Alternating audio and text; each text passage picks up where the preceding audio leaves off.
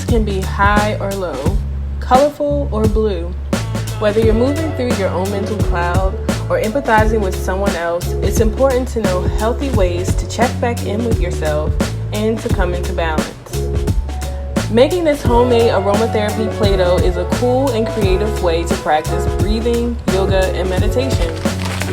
Aromatherapy is a healing form of therapy that uses aromatic materials such as essential oils from plants, flowers, and herbs to balance emotional and physical well-being.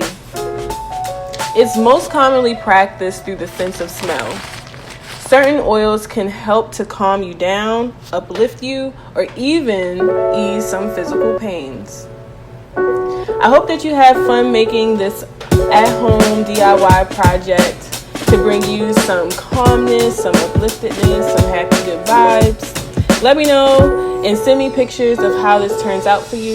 Thank you for joining Yoga with Nay, practicing